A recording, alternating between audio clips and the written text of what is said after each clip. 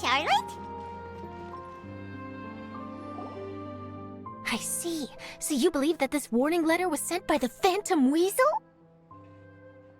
Absolutely. I've said it before and I'll say it again. The Phantom Weasel never acts as you expect. He must have faked his own death 10 years ago using a body double.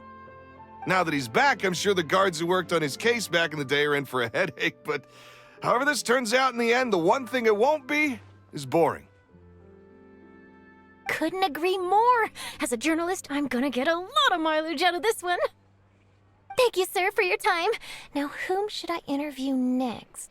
Huh? Hey! What a coincidence! Fancy meeting you here. Perfect timing. So, the Phantom Weasel's latest warning letter. What are your thoughts? Yeah, this is the first time we're hearing of this one. Could you clue us in? Huh? Oh, sorry. Yes, this case is from a decade ago. I guess you wouldn't know about it. Well, not to worry. You're in good hands because I'm a professional. The story goes like this. 10 or so years ago, a phantom thief became active in the court of Fontaine. Known only as the Weasel, nobody knew his true identity, and the authorities never managed to catch him. Wow, cool! He sounds like one of those mysterious night burglars that you read about in novels. Precisely. Well, except the part where they actually have a good reputation. Our Weasel targeted whatever people held dear, and no one was safe from his predations.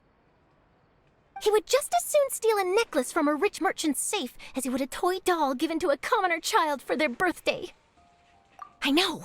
The phantom thieves you read about in novels rob the rich to pay the poor, but this guy did not discriminate. Unsurprisingly, this didn't work wonders for his public reputation. Every man and his dog wanted to see him behind bars.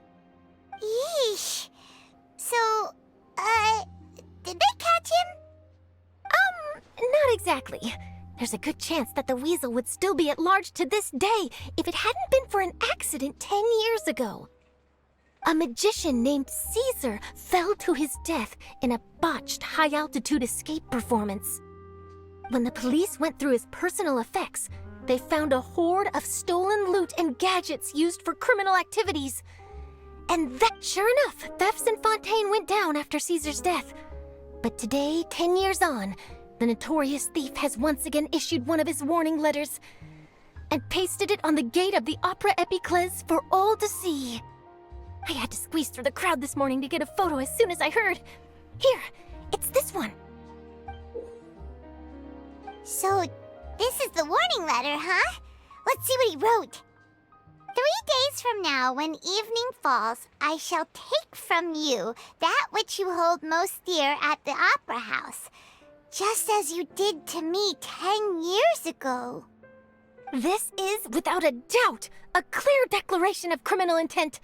After years of laying low, the Phantom Weasel is back with a vengeance. What once seemed like an open and shut case has been blown wide open again. But why has he reemerged now, and what does he want? I sense an epic scoop, and I'm going for it. Uh-oh. If this thief will steal anything that other people value, does that mean even we might be targeted? Really? Oh, let him try. In fact, Paimon's gonna eat all her snacks right now. Let's see what he can do about that. Okay, the people have spoken. It's clear that the public are very concerned about the Phantom Weasel's reappearance.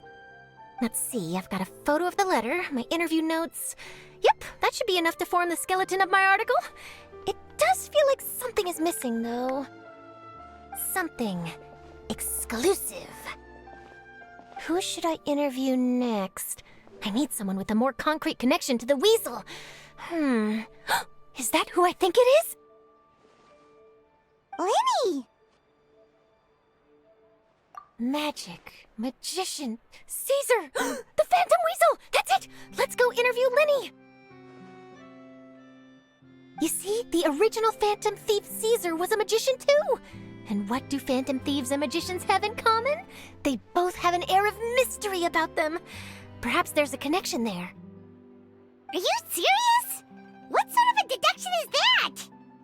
Oh, relax! My journalistic instinct tells me that an exclusive news story is beckoning. Let's go. No time for delay.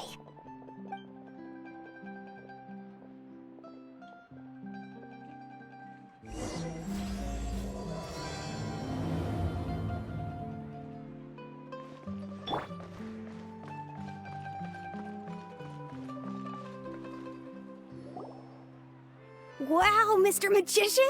How did you know which card I picked? Oh, it's simple.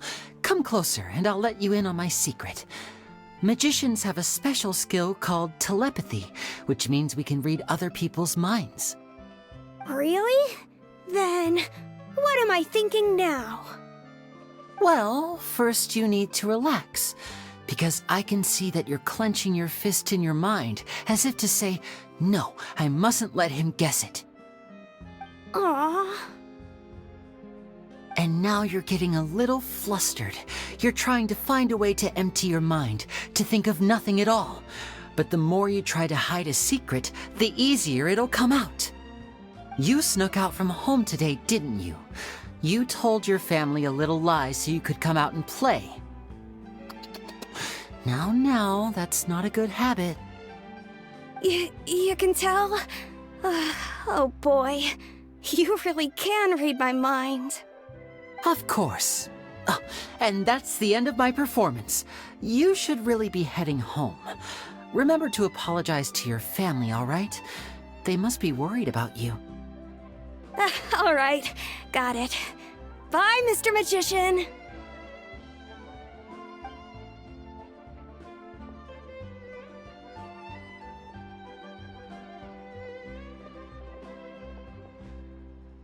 Hey, Lyney? Why, hello. We meet again. Are you looking for me? What's the situation? Well, why don't you guess, Mr. Telepathic? Oh, please. You didn't believe that spiel, did you? The power of telepathy is quite beyond me. I'm sure that child would beg to differ. Seemed like you were right on the money. That was nothing more than a little trickery. I made an educated guess based on his micro-expressions. That, plus the fact that he was the only kid here without his parents, and he looked as guilty as sin. He made it easy for me. You guys, on the other hand, let me guess. Don't tell me you're here for the Phantom Weasel, are you? Wow, got it in one! Is this more of your trickery at work? Wait, really? No trickery this time. It was pure luck.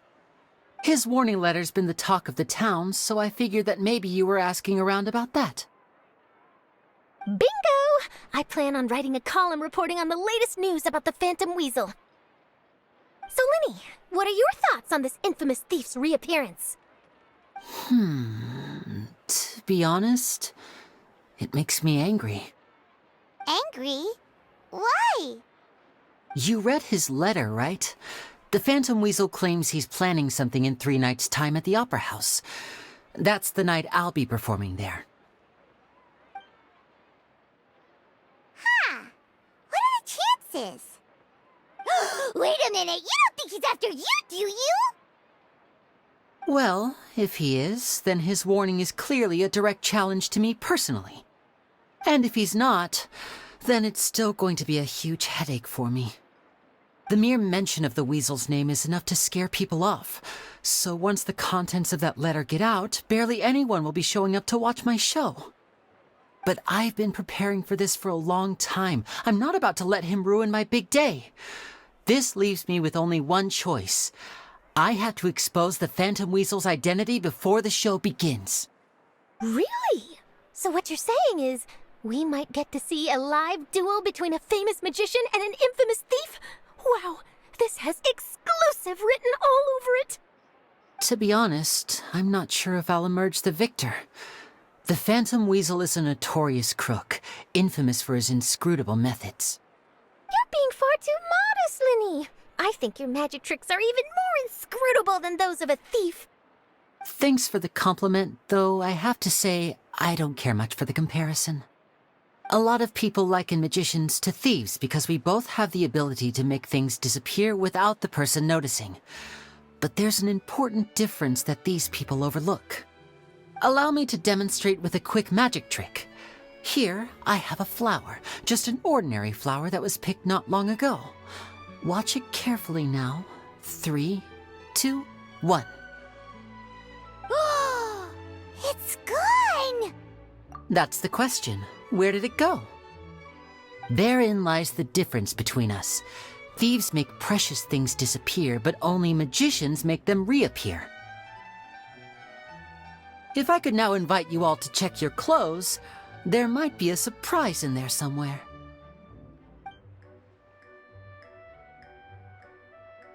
A surprise? Let me see!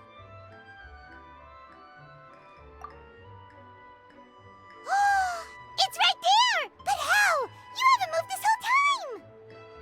What an outstanding trick! Sorry, Lyney, it seems that my previous praise was woefully inadequate. Clearly, magic is the superior art form to theft. Don't worry, I didn't take offense. I just wanted to take the opportunity to perhaps change some of the preconceived notions you might have about magicians. Since Caesar's death, a lot of people associate magicians with criminality. It can be quite frustrating. I can imagine. Coming back to your trick just now, might I presume that you are well versed in floral symbolism? For example, magicians often use rainbow roses in their flower-related performances to represent passion and romantic encounters. But you used a Lumidu spell, which, if I'm not mistaken, allude to separations. I'm curious to know if there was any deeper meaning behind this choice? Impressive knowledge. It's no wonder you're such a successful journalist. But I'm afraid I don't know the first thing about floral symbolism. I'm just in the habit of using Lumidu spells in my magic. It sounds like something I should look into, though. I'll buy myself a copy of Fontaine's Floral Language Facts when I have some time, but it'll have to wait until this phantom weasel business is behind us. Well noted. In that case, this brings us to the end of our interview. I, for one, am looking forward to the final showdown between you and the thief. Please feel free to get in touch to update me on any further developments. Otherwise, I will of course see you at your show in 3 days' time, but let's hope the Phantom Weasel is caught by then. If there's nothing else, I'll be off. You've given me lots to work with here, and I've got no time to lose if I want to write that exclusive piece. I'll see you all later.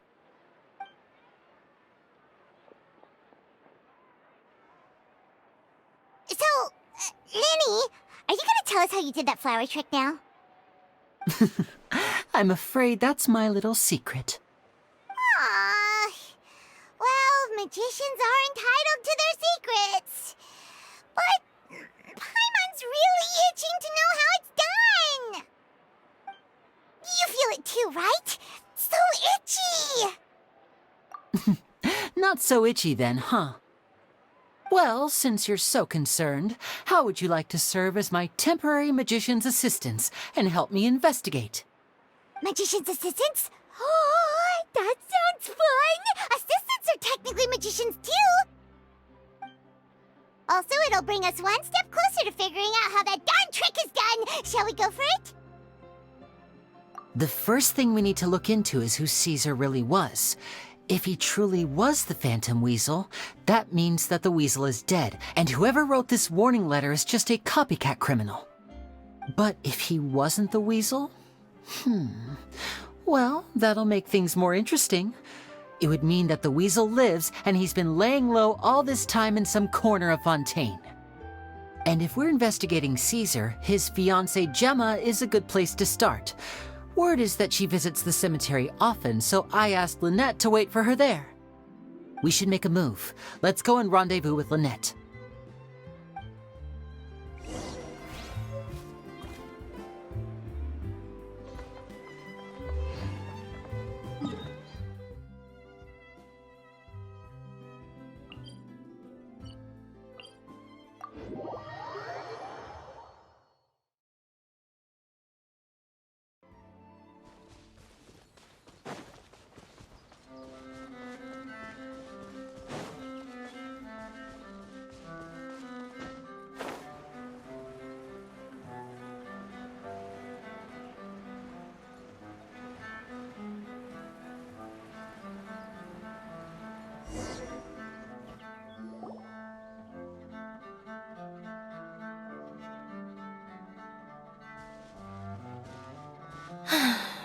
You took your time.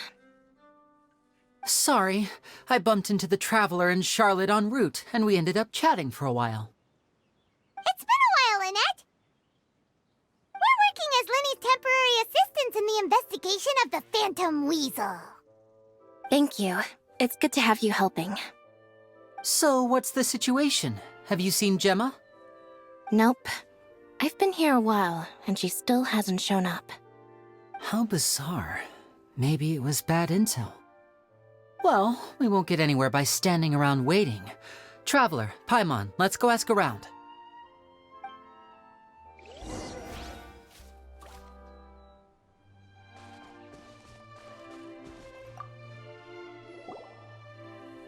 Excuse me, good sir. Do you by any chance know a Gemma? Gemma? You mean Caesar's fiancée? Sure I do. What's this about? I'm just trying to get a hold of her because I need her help with something. I heard she comes here a lot. Yeah, she does. Poor thing. It's no secret why either. She's heartsick. Ever since Caesar passed away, she's been coming here once every week to clean his grave. Often she just sits there in front of his headstone, lost in thought. Sometimes I asked her what she was doing once. She said she wanted to speak to him again. She knows he's gone and can't hear her from the grave, but she just likes to spend time there, telling her fiancé all about how her life is going. And she's been doing this ever since Caesar passed away? Oh, so 10 years.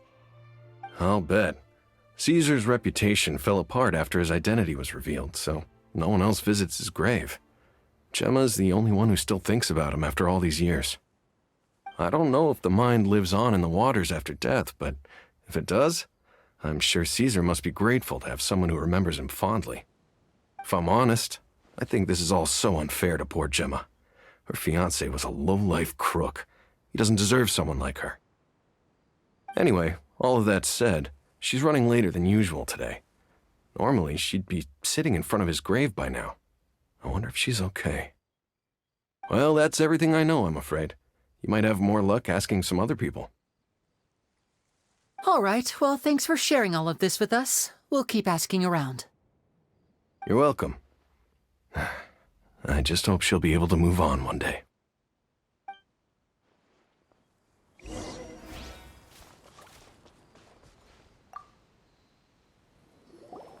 Did you hear the news? They're saying the Phantom Weasel's back. You're kidding. Wait, isn't he dead? I don't know anymore. All sorts of news flying around nowadays. I can never tell what's true and what isn't. But what if, just hypothetically, I mean, what if this weasel's the real deal and Caesar was framed? Called it. Seriously, 10 years ago, on the day it all went down, I said to myself, you know what? This guy's been set up. The Caesar I knew was a good guy. He gave balloons to children on the street, for Pete's sake. What, are we supposed to believe that he was a balloon thief or something? Give me a break. Oh, please. Weren't you the one cursing his name to high heaven when the police announced the news? You were all, that gosh darn lousy son of a, you think you know a guy, or words to that effect. Wait, did I say that? I don't seem to recall. Hello there. Sorry for disturbing you, but I couldn't help but notice you were discussing the Phantom Weasel. We're actually quite interested in this topic as well, but we're struggling to get to the bottom of it. Do you think you could spare a moment to tell us a little bit about Caesar? You've come to the right people. Yep, I was there. Back when Caesar used to perform magic tricks on the street. He was a great magician. The best trick I ever saw him do was pop a transparent balloon, only for a whole bunch of doves to fly out from the inside. I was right up close and didn't blink or look away once, but for the life of me, I still don't have the faintest clue how he pulled it off. Really incredible stuff. I saw him perform too. He always used to bring some gifts along for the kids who came to watch his show, and he'd hand them out after he was done. Sometimes, he even got the kids to write their wishes down, and then he'd make the items on the wish list appear in his next show. Huh. He doesn't sound like such a bad guy. But after he died, there were also rumors that he used the wish list to find out what was precious to people, with the intent to steal it later. As I'm sure you know, the Phantom Weasel would steal just about anything from anyone. Whatever the case, now that the Weasel is back, Caesar's become a hot topic once more. I bet Gemma must be pleased. If Caesar's name gets cleared, maybe it'll finally give her some solace after all this time. No, speak of the devil. That's her over there. If you've got any more questions about Caesar, she's definitely the one to ask. So that's Gemma. Is it just Paimon, or does it look like something's wrong? Wait, it looks like she's injured. Come on, let's see if she's okay.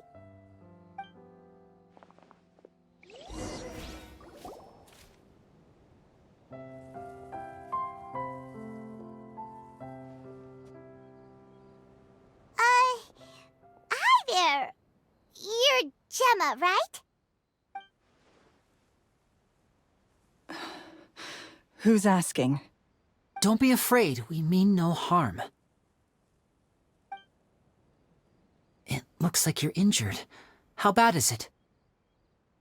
Thanks for your concern, but you didn't answer my question. Who are you, and what do you want with me? My name is Lyney, and this is my sister Lynette. My name's Paimon, and this here's the Traveler. We're investigating the Phantom Weasel. The Weasel posted a warning letter this morning. If he still lives, that means that Caesar was falsely accused. You knew Caesar better than anyone else. So if you're willing, we'd love to hear what you think about all this. I promise you can trust us. We won't hurt you. In fact, we'll do all we can to keep you safe. I never believed that he was the Weasel. Huh. I suspected as much. Okay, so going back 10 years, do you remember anything strange in the weeks leading up to the accident? Did Caesar have a falling out with anyone, for instance? No, not that I know of. Got it. All right, sorry for disturbing you. If you don't have any more questions, please leave. I want to be alone with him.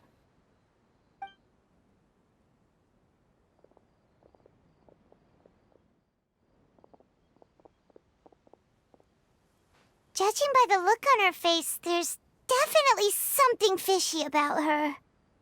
She's lying. She definitely knows something. That's fair. We're just a bunch of strangers who showed up and started questioning her about things that happened a whole decade ago. It makes sense that she'd be wary around us. In any case, I doubt we'll get any further here, so let's call it a day. Meet me outside Hotel de Boer tomorrow, and then we'll start the next step of our plan.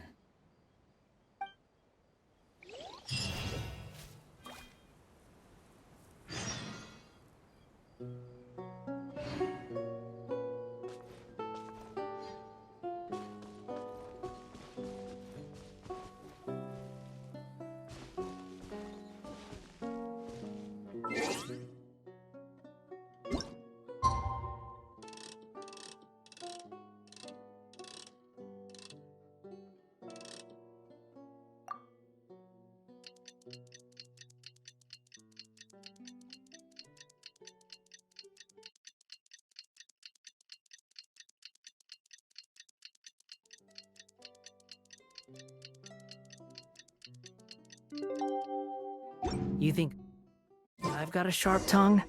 I just tell it like it is. If someone can't handle it, maybe that's their problem.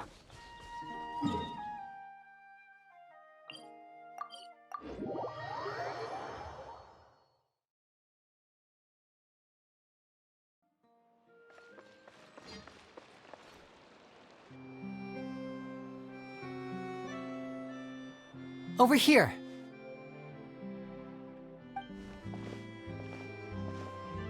Lynette's not joining us today? I've had her follow Gemma and see if we can make any inroads with her. They should be at a cafe right now. Still, I don't think that Gemma's likely to open up to us. So, we need a contingency plan. Today we'll be looking into a guy named Lorenzo, Caesar's former pupil and assistant. When Caesar passed away, all the stolen goods discovered in his home were confiscated and returned to their rightful owners. But Lorenzo was the only one privy to all his magic secrets, and he inherited his craft. Before long, Lorenzo was the next big magician in town, his fame surpassing even that of his master, and it made him very wealthy. He's since left the magic scene, though, and these days, he's a wealthy businessman with his fingers in a lot of different pies. I had to pull a lot of strings, but I managed to get him to agree to a couple of drinks with me. Be warned, though, I hear he's got a hair-triggered temper. We'd best be careful.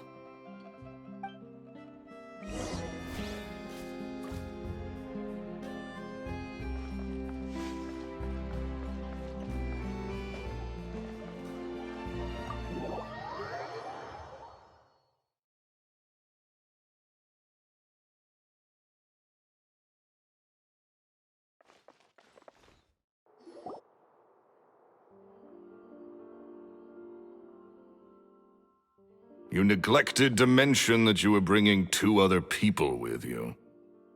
My apologies. These 2 are my assistants. When they heard that I was meeting with the former magic maestro himself, they begged and pleaded with me to bring them along. And if it's no trouble, a couple of autographs would really make their day. Oh, forget the pleasantries, just sit.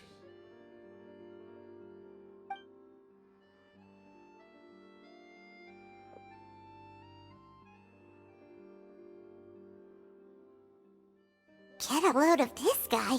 Forget the pleasantries, he says, but he looks pretty happy about Lyney stroking his ego. I only agreed to meet since we're both magicians. Do me a favor and cut to the chase. I have more important things to do than drinking. Much obliged, sir. As it happens, the matter I want to address is also related to magic. Yesterday morning, a warning letter from the Phantom Weasel appeared on the entrance to the Opera House. He claims to be planning something for the same evening that I'm scheduled to do a magic show there. As such, I believe that I may well be his target. I have to get to the bottom of this to ensure that my show can go ahead as planned. Naturally, any investigation into the Weasel starts with a few questions about Caesar, who... What is there to investigate? Caesar was the Weasel and he's been dead for 10 years. So what if some sick creep thought it'd be funny to write a warning letter? It changes nothing. Are you trying to tell me you actually bought it? Please, sir, no need to get so worked up. I do concede that a copycat is but one possibility. Possibility? It's a fact, Lyney. Look, my patience is limited, so listen carefully while I'm still willing to put up with you. The Weasel is dead. Period. Everyone knows that, so do yourself a favor and quit this investigation. It'll lead you nowhere. Look, if this affects your magic show in any way, I will personally compensate you for any losses. Oh, sir, I'm honored, really. But this isn't about finances for me. My pride as a magician is what's at stake here, Lorenzo. Copycat or not, this person has thrown me the gauntlet, and I must meet their challenge head-on. Your pride? Don't mince words with me, boy. Just tell me, what exactly are you seeking to do? I want to find out the Phantom Weasel's true identity. I have to know for myself what really happened 10 years ago. What would that accomplish? And what do the events of 10 years ago have to do with you, anyway? Look, you of all people should know that a magician never reveals their secrets. And in any case, dead men don't talk. Uh-oh. This is getting awkward. Lorenzo?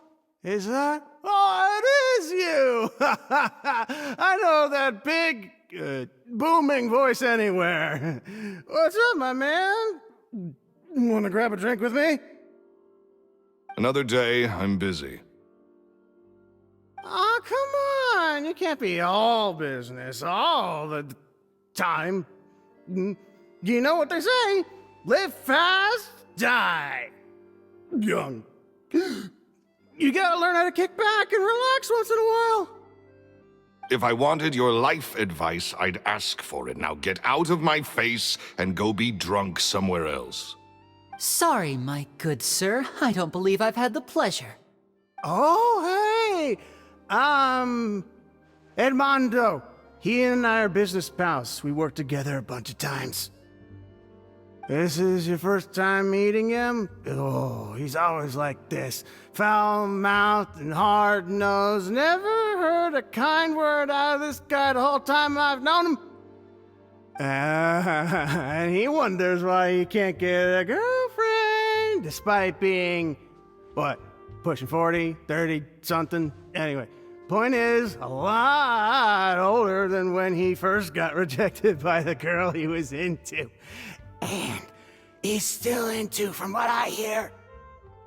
Shut up and get out of my face. Another word out of you and you can forget about doing business with me ever again. Do I make myself clear? Sorry, I may have had a little too much to drink. All right, I'm gonna leave. Don't work too hard.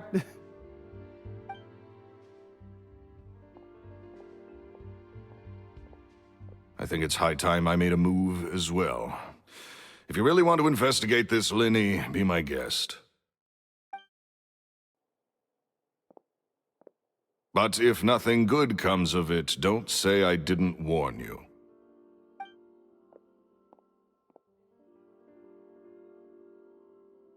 Well, that fell to pieces in a rather spectacular fashion. Any thoughts? Totally. And what was all that about compensating you for your losses? Why would someone you just met make an offer like that? He's gotta be hiding something. And not like Gemma. She was a little suspicious, but this guy's definitely covering something up. I think so too. We need to look into Lorenzo more closely. That guy Edmondo seems to know a thing or two about him. He only just left. Let's see if we can catch up with him.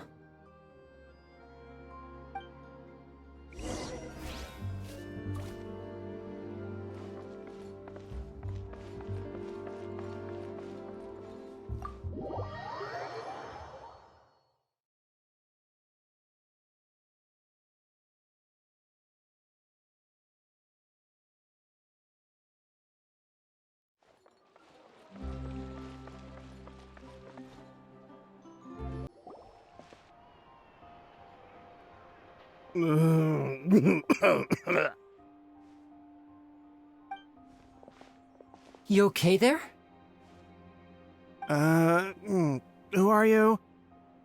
Oh, it's you guys. Don't worry about me. I must have had one too many. I said way too much back there, didn't I? I nearly talked myself into complete financial ruin. Note to self, no more drunken chats when Lorenzo's around. So, he was serious about threatening to cut you off? Ugh, Paimon knew he was a bad egg! Hey! Keep your voice down. Don't go prying into Lorenzo's personal affairs. Bad things happen to people who ask too many questions, or make an enemy out of him. What kind of bad things? Don't even ask. I'm sorry, I'm gonna have to cut this conversation short. I'm not crossing that line again. And take it from me, trouble with Lorenzo is one thing you don't need in your life. You saw him flare up back there. I don't know what you said to him, but clearly it touched a nerve. That's not a good sign. You're too young for this. Don't get in over your head.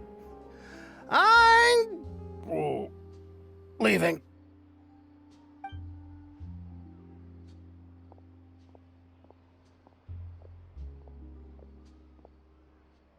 And there he goes.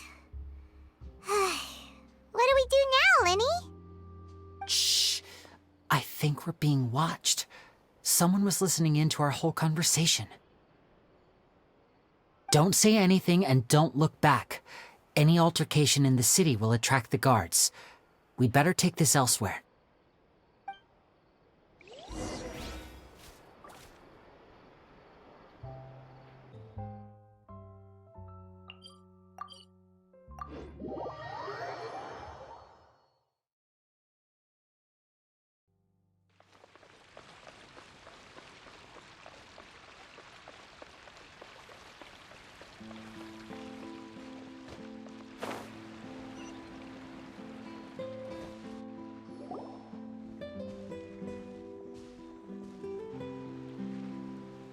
You followed us a long way.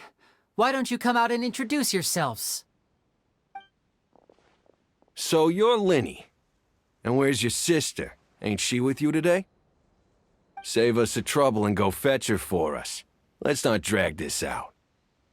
Paimon doesn't like the tone of your voice, mister! Who sent you, huh? Save your questions, missy. You ain't gonna need answers where you're going. Capiche? Looks like we can't avoid this fight. Now, I'm not the strongest fighter, so I hope you're ready to back me up. Don't worry, we got this!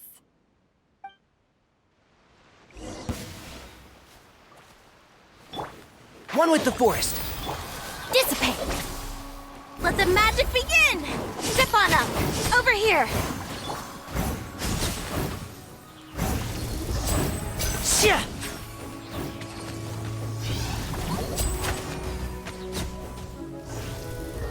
Sa! Shia! And... Curses. They're tougher than we thought. Vision wielders are always trouble. Intimidation ain't gonna work like it did on the lady. Come on, let's scram! Hey, wise guys! We ain't through with you yet! Oh, they got away! Did you catch what they said just before they left? Something sounds like they just wanted to rough us up as a scare tactic, and they've already done it to someone else, but who? You're right. She was injured when we saw her yesterday, and she acted like she had something to hide. Maybe she was too scared to tell us the truth because those guys had threatened her. Well, if that's the case, she should be more willing to open up to us once she learns that those thugs won't be bothering her anymore. Let's head back to the cafe and see if we can get any information from her.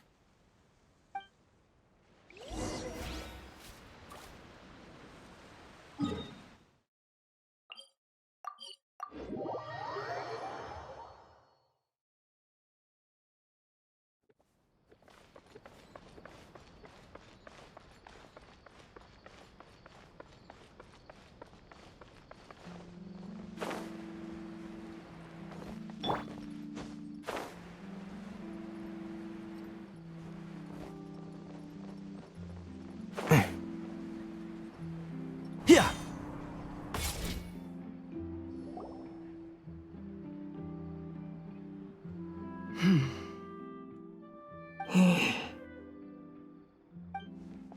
Gemma? You again. What is it this time? We just ran into the men who've been threatening you, and we gave them a taste of their own medicine. So, you can relax now. We're here to protect you. What? Why? I didn't tell you anything. Why would they come after you? Sounds like they're no strangers to you. That's putting it mildly. I know them all too well, and I hate them with every fiber of my being. It's been 10 long years, and still every time I try to look into Caesar's death, they show up and warn me not to do anything stupid. How do I know I can trust you? Do you really think you can get to the bottom of it all? And why are you doing this? I'm afraid I can't reveal all the details just yet, but I can promise you this. I will expose the Phantom Weasel's true identity. Because you see, this is a personal matter of the utmost importance. I give you my word. Trust me. Okay. How can I help you? I've heard that Caesar used to have a magic workshop where he kept a lot of his personal effects. If possible, I'd like to take a look at them. Do you know where it is? The Fleuve Sonde. But the place was sealed up by the police after his death, and no one's been there since. I also know that the Fleuve Sonde is dangerous territory. Lots of hostile groups lurking around. If you're serious about going there, please be— Understood. Lynette, you stay here and take care of Gemma. Don't let her come to harm. Got it. But if I'm staying here, I'm ordering dessert. I mean, bon appetit, but stay sharp, too. They're likely to come for you while I'm away. Okay. Alright. Power saving mode off. I'll start taking this more seriously now.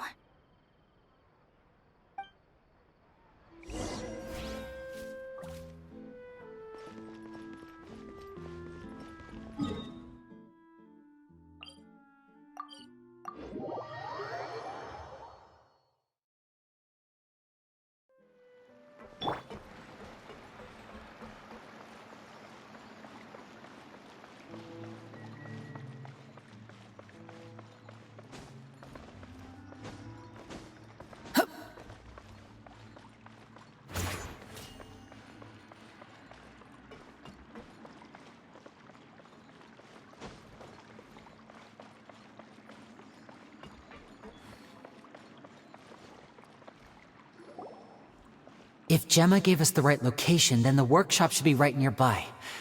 Huh. Looks like these boxes are blocking the entrance. Let's shift them away first.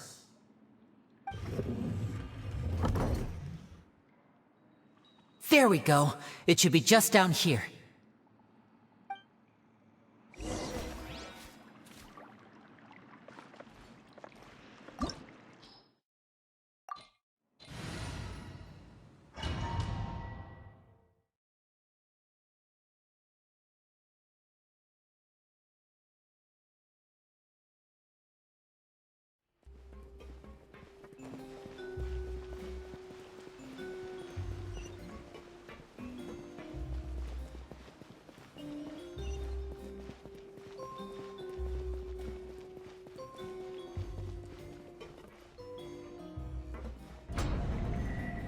So this was Caesar's workshop.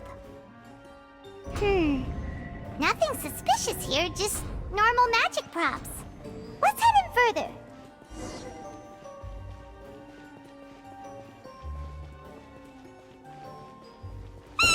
What was that? Oh, is this one of Caesar's gadgets? Guess we must have triggered some sort of device.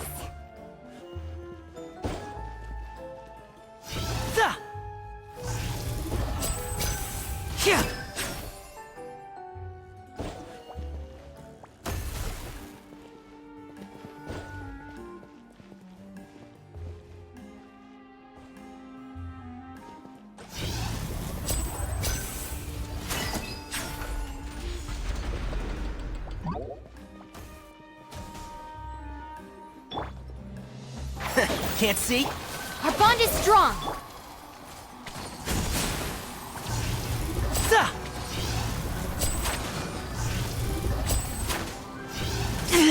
Stay calm, stay calm. Cue the spotlight! Surprise! Dissipate! Step on up! I'll uproot you! One with the forest. Shia! Here comes the finale.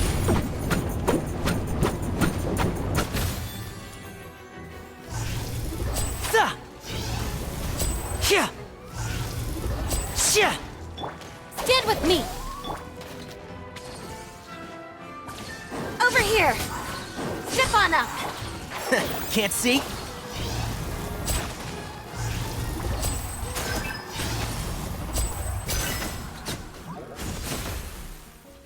Whoa. Look, the doll in the box is glowing.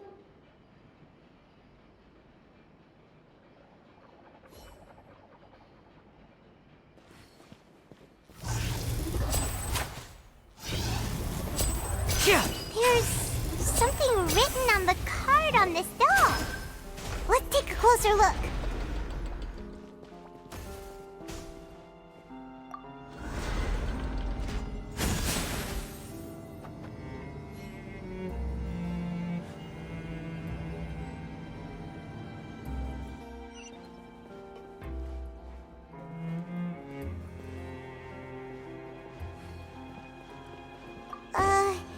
These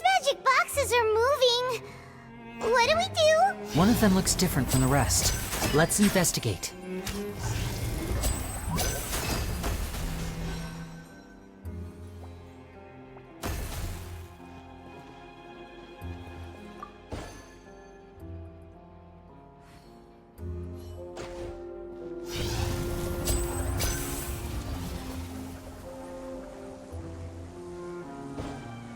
Got it.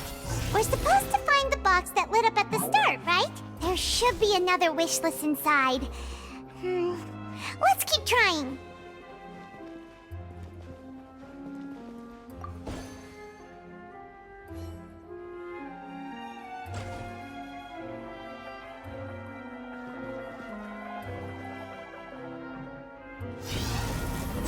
Yeah!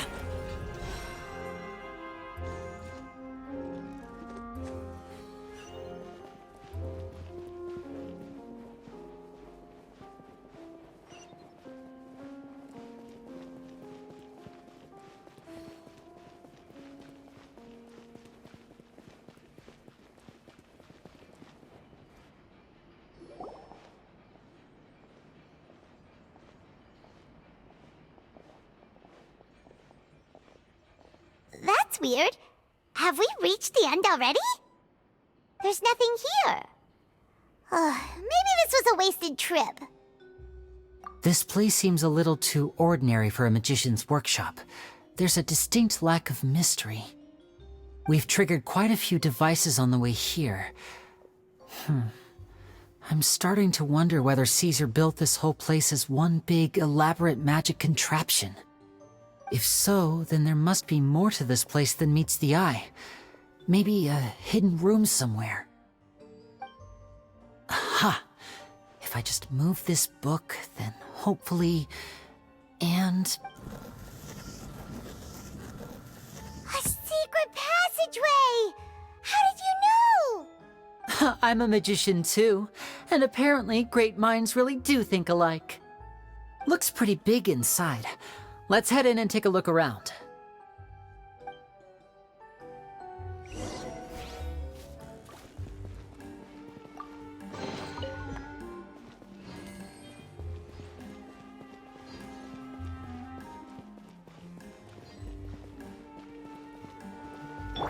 Our bond is strong. Over here. Step on up. Let's nip that in the bud.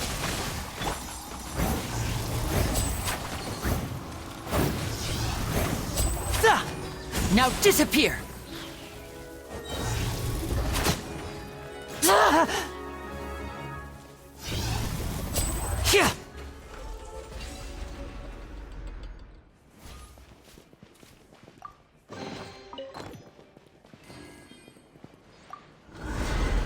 And voila!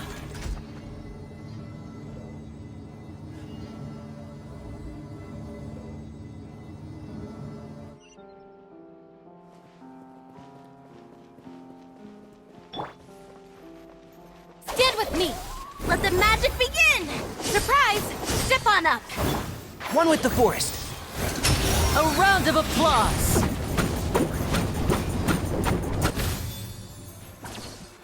Step right up! Shia! I'll uproot you! Can't see? Shia! And voila!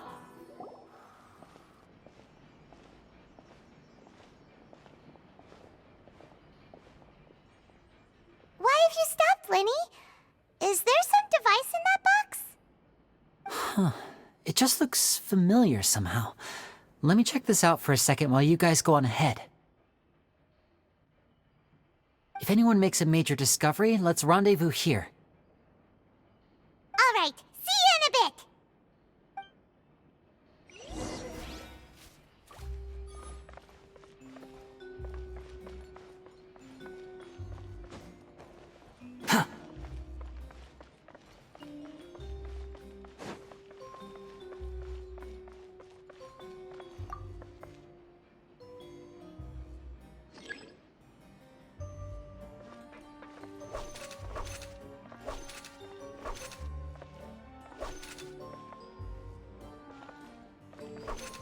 Behold!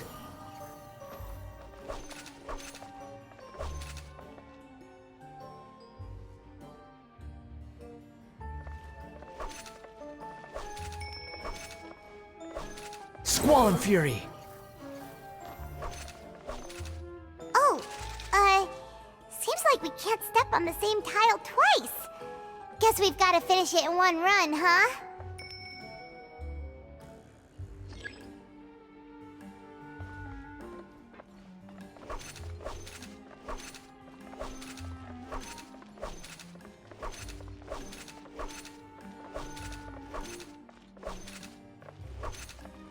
Behold!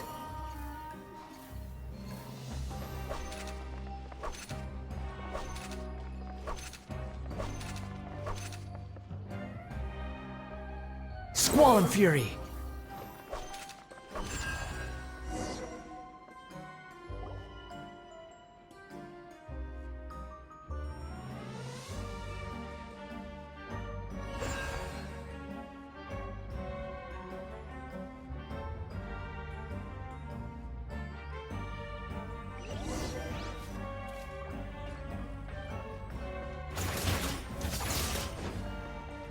Wow! There's a hidden room here! Let's see!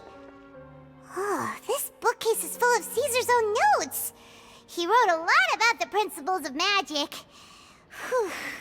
Much too advanced for Paimon. This book's thick as a brick! Let's take a peek inside it, shall we?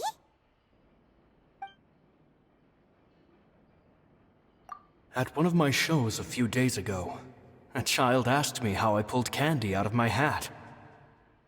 As a joke, I told the kid that the hat has a built-in wish-granting machine. Next thing I know, today a whole bunch of kids were pestering me to pull all sorts of things out of the hat. So I told them another white lie. The machine needs time to power up, but in the meantime, you can write your wishes down. Well, they took me up on that offer, enthusiastically. As I write this, I've only just got back from running around all over town. I wound up saving very little this month. But that's not a major issue. I now have a bigger problem. How am I going to hide all these things inside my hat? Two children came to talk to me after today's show. I don't know why they were out on their own.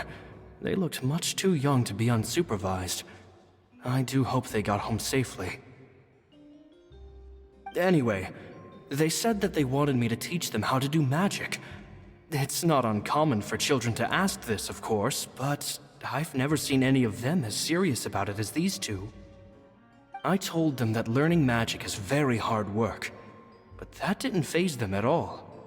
It's like they already knew. They seemed so committed. I couldn't turn them down.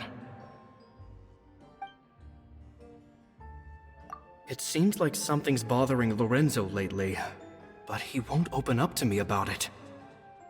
Surely he's not upset that I agreed to teach those two children. I'll have to talk him around. I have a good feeling about those kids.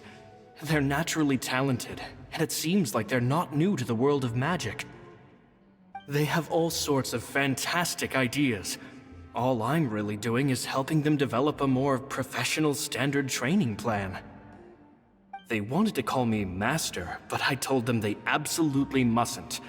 Any magician worth their salt could have taught them what I have. They're the geniuses here. Compared to them, I don't deserve to be called any sort of Master. With time, I have no doubt that they could become far greater magicians than I. My only concern is why they're so mature for their age. I fear they've had to grow up too fast. I don't dare to imagine what they must have been through. Gemma thinks so too. She doesn't like being around them. Says that their eyes are too piercing. They don't bother me, but then again, I've never been the sharpest tool in the shed.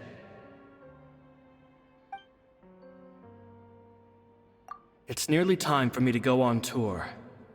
I asked the two kids if they'd like to come with me, but they shook their heads. I once overheard them talking about their father and their mission. Sounds like their parents have other plans for them. I guess it's only been 10 days since I first met them, but I think that I've gotten a feel for their personalities now. They're very tough, but also very cautious, and they trust no one but each other. This, I fear, is not a good habit to have. They hide things from me too. For example, when I asked them where they live and why they wanted to learn magic, they lied. That's the thing about children. Whenever they're trying to cover something up, it always shows somehow. I can sense that their lives have been hard, possibly even dangerous too. They're not like other children. It's a shame that I can't do more to help them. After thinking things over, I decided to tell them a bit about how I see the world. It's full of lies and falsehoods, and that is why we must find our own truth. P.S. I hope they won't find my nagging annoying. Children are so opinionated nowadays. Will it do them more harm than good for someone they've only known 10 days to lecture them like that? P.P.S. Maybe I'm overthinking this. Children aren't interested in grand philosophies. It probably just went in one ear and out the other. I bet they've already forgotten every word I said. Oh, Caesar, Caesar. Just mind your own business next time.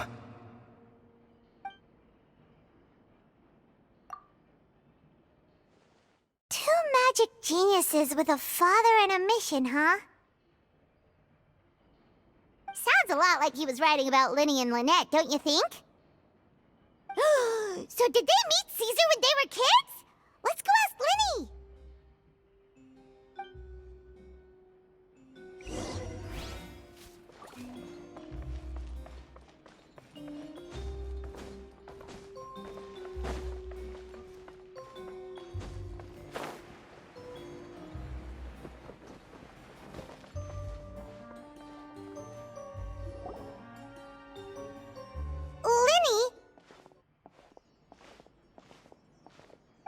Hold that thought. As I expected, there's a lot of fishy things going on in this place. Fishy? Uh-oh, what have you found? All in good time. Before we go over our new leads, I want to tell you how a high-altitude escape is performed. First, the magician slots themselves into a magic box in full view of the audience. The box is then suspended high in the air, and a short while later, the base automatically opens. At this point, a dummy will fall out of the box, but it looks real enough to grab the audience's attention, and they start wailing and screaming. Meanwhile, the real magician, who has by now blended into the crowd, waits for a good moment to make their appearance and put on a hysterical performance. Oh no! Is that me? Did I just fall to my death? Very vivid description. Paimon can really picture it. And the audience's gaze then turns to the magician, and by the time they realize what's happened, the dummy has vanished, as if everything that just happened was some sort of shared illusion. Of course, that's just how I think the process should work, theoretically speaking. The inventor of this trick never performed it successfully. When the box opened, Caesar was the one who fell out, and not the dummy. He fell right to the ground from the highest point of the opera house. No one could hope to survive that fall, not without a vision at least. And no one else has ever attempted this trick since. My understanding of how it works is just based on what I could gather from his notes and the relevant gadgets here in his workshop. so Caesar's famous high-altitude escape has never been done, huh?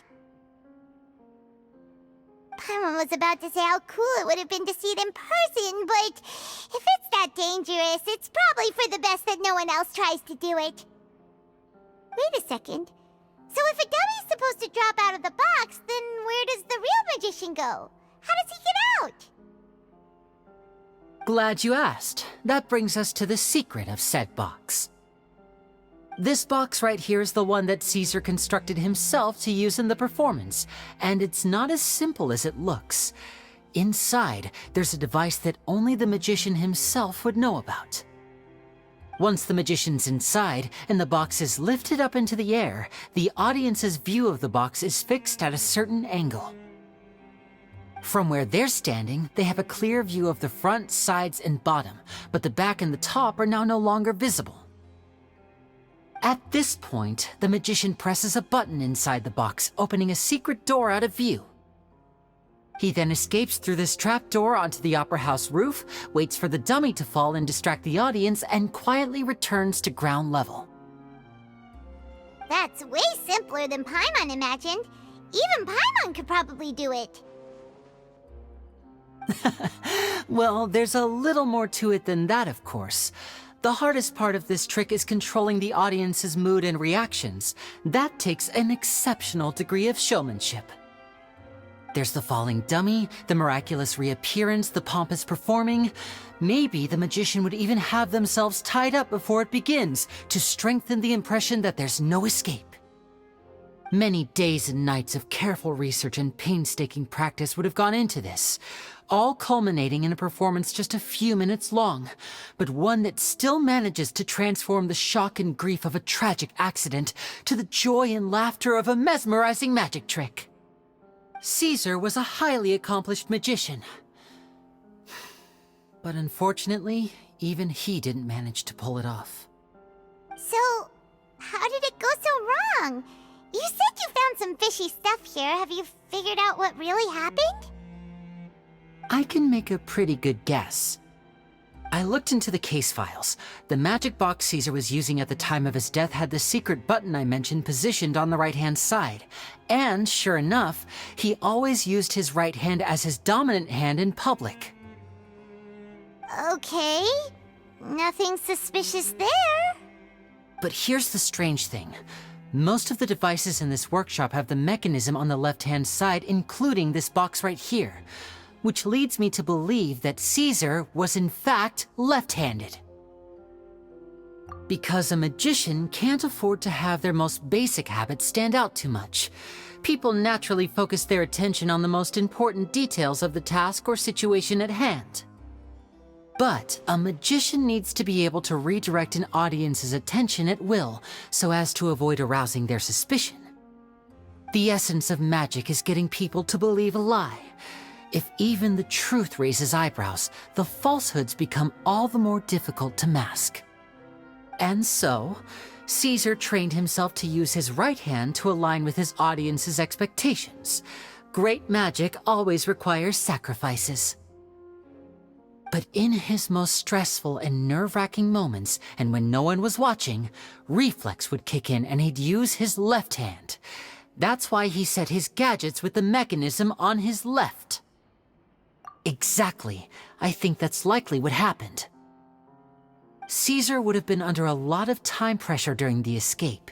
He'd have had mere seconds to open the hidden compartment, retrieve the dummy, then open the secret door and make a swift escape. But I'm sure he was confident. He would have rehearsed countless times to the point where it was second nature. He'd barely need to think about what he was doing because muscle memory would guide him through. So he opened the compartment, took out the dummy, checked everything was in order, and then went to leave. With his left hand, he reached for the button, and suddenly, his heart skipped a beat. It wasn't there. Much like when you reach for your keys but find your pocket empty, his mind needed a moment to process what was going on. Instinctively, his left hand would keep feeling around for the missing button, maybe for another second or two, until the bottom of the box gave way. With the stakes being as high as they were, just a 2-second delay cost him everything. The authorities would find nothing suspicious and conclude that his death was due to his own error. When in reality, someone switched the boxes, and they did it to murder him. But how would they be able to make the switch without being noticed? That would be difficult to pull off, no? It would have to have been someone who knew that he was left-handed, and who could move his props around without arousing suspicion. Someone who was always by his side. Isn't that right, Lorenzo? You just couldn't let sleeping dogs lie, could you? There's not a lot of people who'd go to all this trouble for some magician who died 10 years ago. I didn't want to have to do this, you know. Silencing you the hard way just creates more problems for me to deal with. But I gave you your chance. I hoped you'd do what's good for you and back off like the lady, but you disappoint me. You mean Gemma? So you are the one who's been threatening her! Yes, although however stubborn she might be, she was never much of a liability. But you people, you never even knew him, but for some reason you just wouldn't drop it. Which is why you can't leave this place alive. Take them out, and make it quick. Do your worst!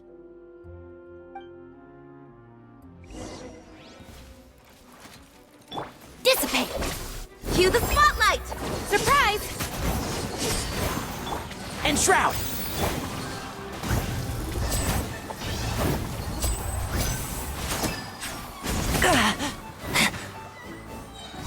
Here! Here comes the finale!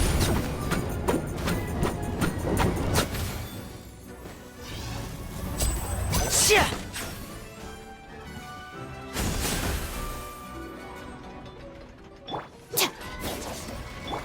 One with the forest.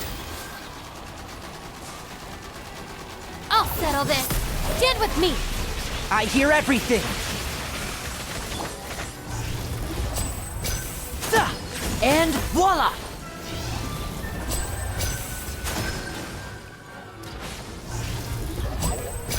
Here!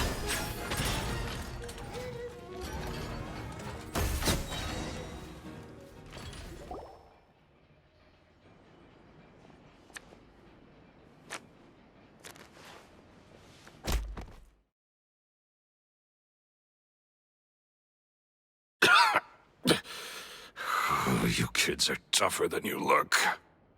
Had enough yet, Lorenzo? Your cronies can't help you now.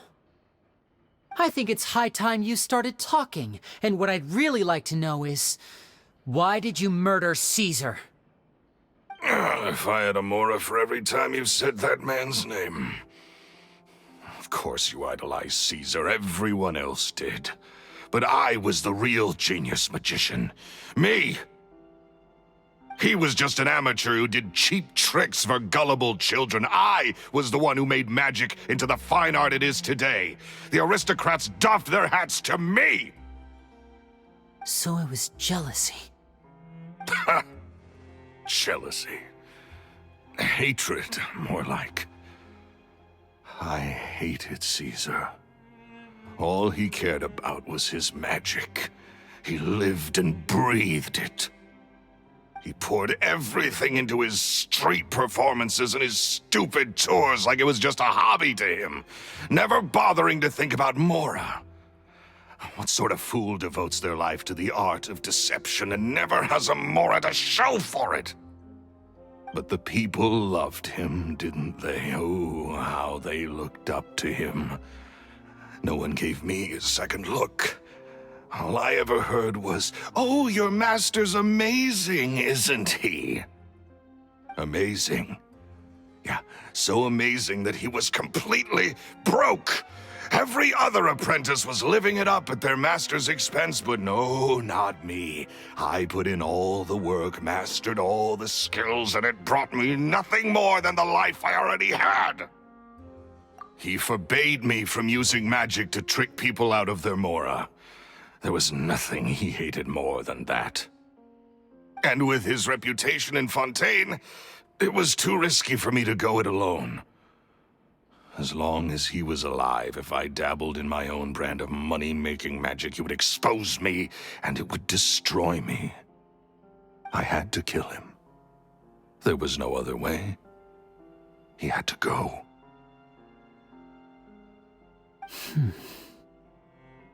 And this was your only motive?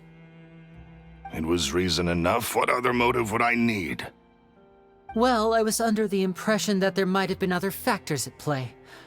For instance, maybe you were in love with Gemma, but she was engaged to Caesar. In love with Gemma? Don't be ridiculous. Guess I was wrong about that then. Next question. Are you the Phantom Weasel? I am. Caesar was so strict with me.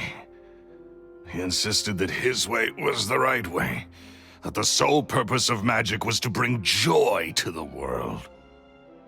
I never bought into any of that. I was more interested in the practical value of magic.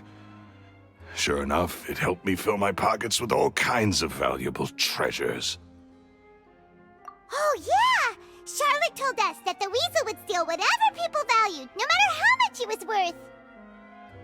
That's just how it looked from the outside. What would any thief want with second-rate loot? I've only ever targeted high-value items. I stole cheap things as a way of practicing my craft.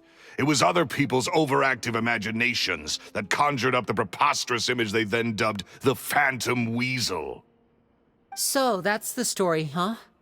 Well, I hope you're ready to tell it all over again during your trial. What choice do I have?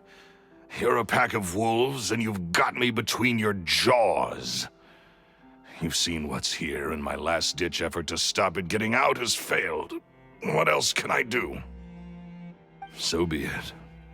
I've enjoyed power and wealth for the last 10 years, the likes of which Caesar could never give me. I wouldn't choose for things to end this way, but I regret nothing. Very well. In that case, I'll contact the guards. Traveler, Paimon, keep an eye on Lorenzo for me. I'll meet you just outside the workshop when I'm back.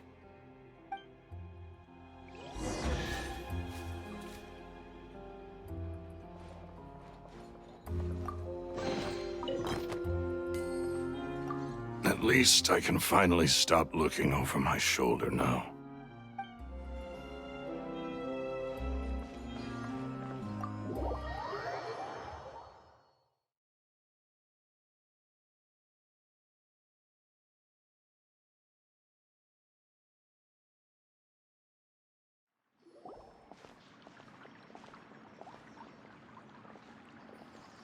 Lyney has told me the whole story. Lorenzo, do you confess to the murder of Caesar and to framing him for the Phantom Weasel's crimes? Look who's finally developed a conscience. What kind of disciple murders their own master? I hope it was worth it, because they'll be hell to pay.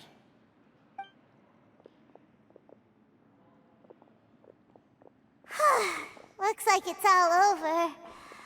What should we do next, Lyney? Should we start preparing for your show? Let me think. Let's rendezvous with Lynette and Gemma first. With Lorenzo in custody, Gemma will no longer have to fear for her safety. Good point! We should go tell Gemma the good news right away. It'll give her some peace of mind for sure.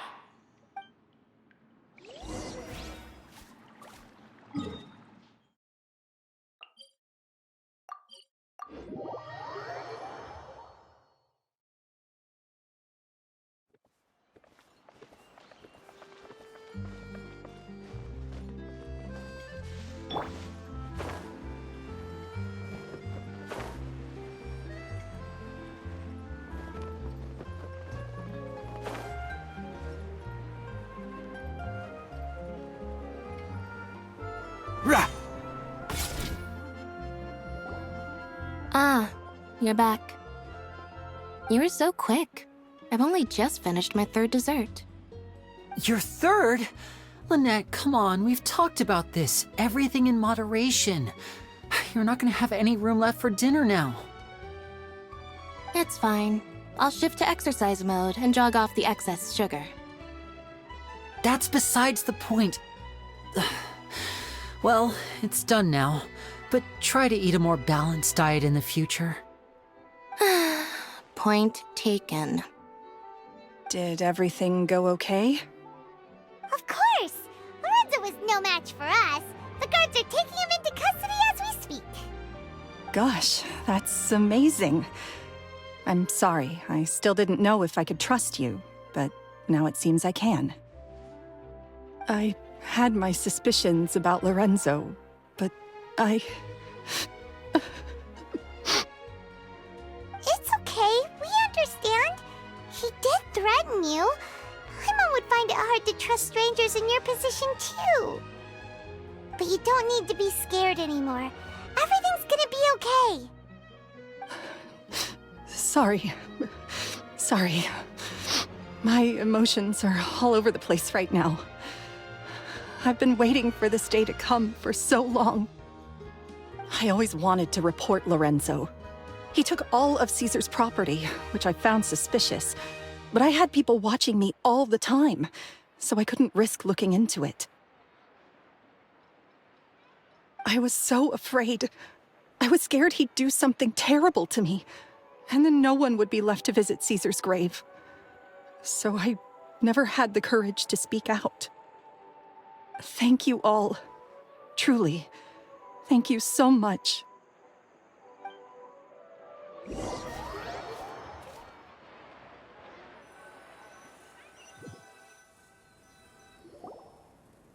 Thank you all for clearing Caesar's name.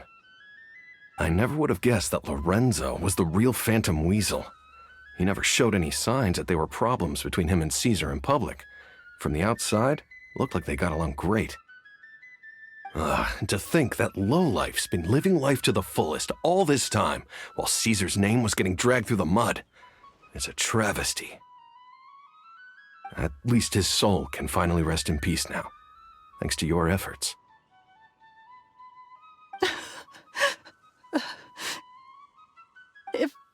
If only I'd realized before it was too late. Don't blame yourself, Gemma. This isn't your fault. Yeah, you still have the rest of your life to live. Caesar wouldn't want to see you spending it feeling guilty. Cheer up, Gemma.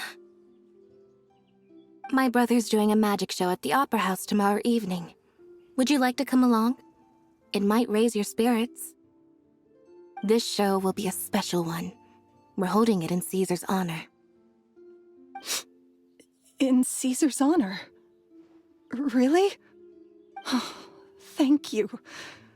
I'll be there. Great. We'll see you tomorrow evening. Traveler, Paimon, don't be late.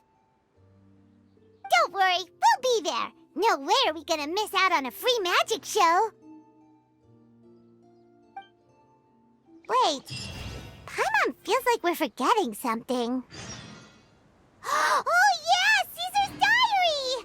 We never found out if the two kids Caesar taught magic to were Lyney and Lynette or not. Lyney changed the topic back in the workshop, so we didn't get a chance to bring it up. Oh well, guess we'll just have to ask Lyney tomorrow evening.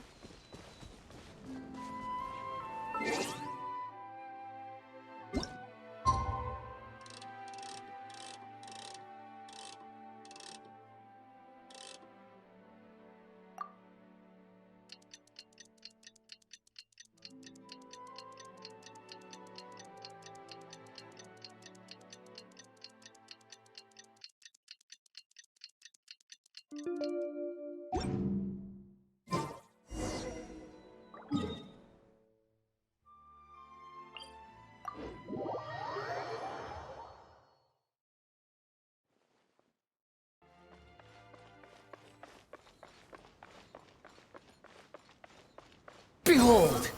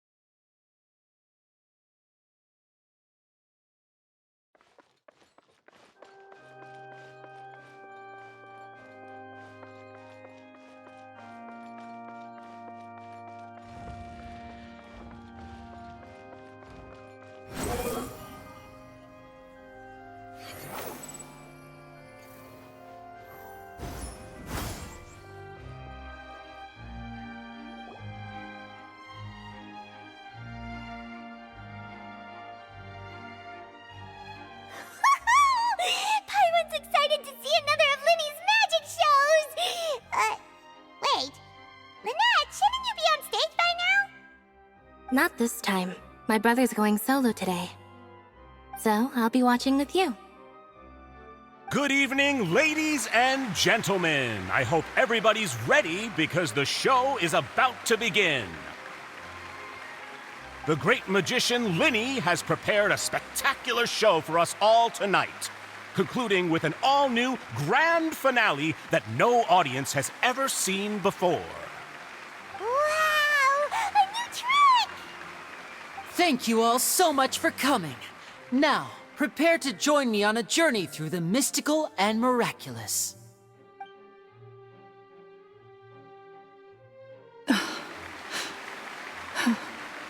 Exciting stuff, isn't it? Yes, it's just... It reminds me of him. No wonder. Caesar was a famous magician too. So, how did you two first meet, Gemma? Well, I was out on the street once, and I saw him performing for little children. Children love magic, because they're willing to believe in things that can't be rationally explained. Caesar had this amazing way of bringing them into a dreamlike world. And somehow, I felt drawn to him too. So I went up and asked him to do a trick for me. Aw, that sounds so romantic. What trick did he do? It was with a flower. He took it in his hand, snapped his fingers, and it magically appeared on my head. I was so happy that day. No one had ever given me a flower before that. Oh, that's so cute! Actually, now that you mention it, Lyney's done that one before. Is that right? Then I suppose he's a romantic at heart, just like Caesar. So let's treasure the time we have with him. After all, you never know when the people dearest to you might be gone. That's right. It's all over now. Paimon doesn't really know how to comfort you, but at the very least, no one's gonna be intimidating you from now on. You can breathe easy at last, right? Right. Yes, you can breathe easy now, Phantom Weasel. See? Even Lynette says... Wait, what? The Phantom Weasel? Lorenzo escaped? Where is he? What do you mean, Phantom Weasel? As Lyney once said, a performer's job is to commit fully to their role and put on a flawless performance for their audience. But once the bag of tricks is empty and the curtain falls, it's time to end the show. The spotlight is no place for someone with no more cards up their sleeve. It's been 10 years, Gemma. Aren't you tired of the grieving widow act? I think it's time to put an end to it. What are you talking about? Paimon doesn't like this riddle.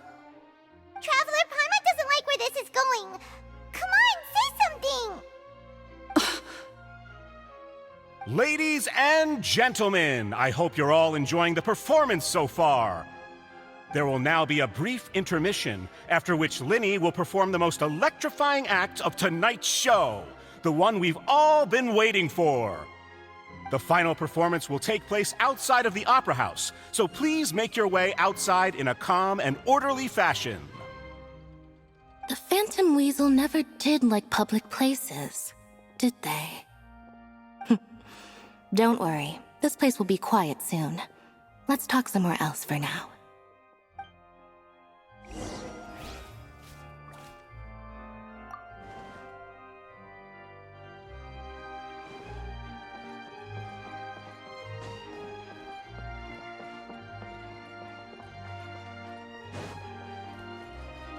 Squall and Fury!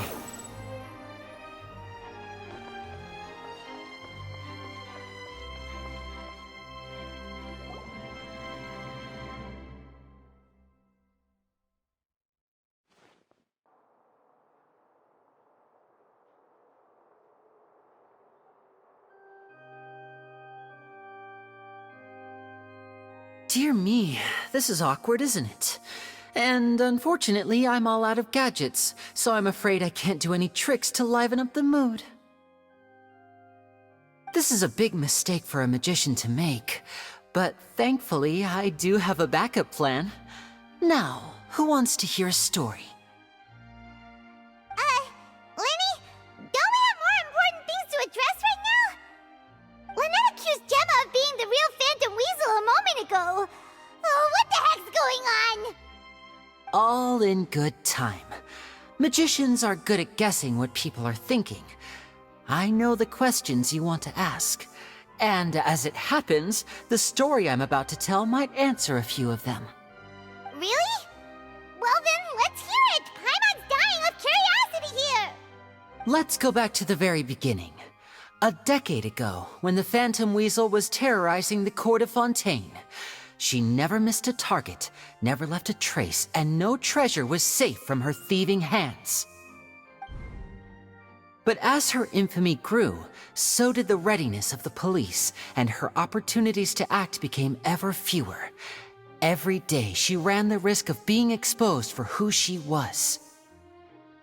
Of course, she could not simply take this lying down, and before long, she found her ticket to freedom. She would create a scapegoat, a false weasel to close the chapter on her behalf. After weighing her options, she set her sights on a renowned magician, Caesar. After all, magic and theft shared enough similarities for people to buy the story when the truth came out. So then what? Being the master deceiver she was, the weasel easily earned Caesar's trust. Now all that remained was to frame him for her countless crimes. But as she was considering how to make her move, she noticed Caesar's aggrieved pupil, and a new thought entered her mind. Maybe I don't need to get my hands dirty after all. At her encouragement, Lorenzo tampered with Caesar's magic box, causing him to fall to his death. Afterwards, Lorenzo seized his master's property, and the weasel set about tarnishing Caesar's reputation. Two co-conspirators committed the perfect crime.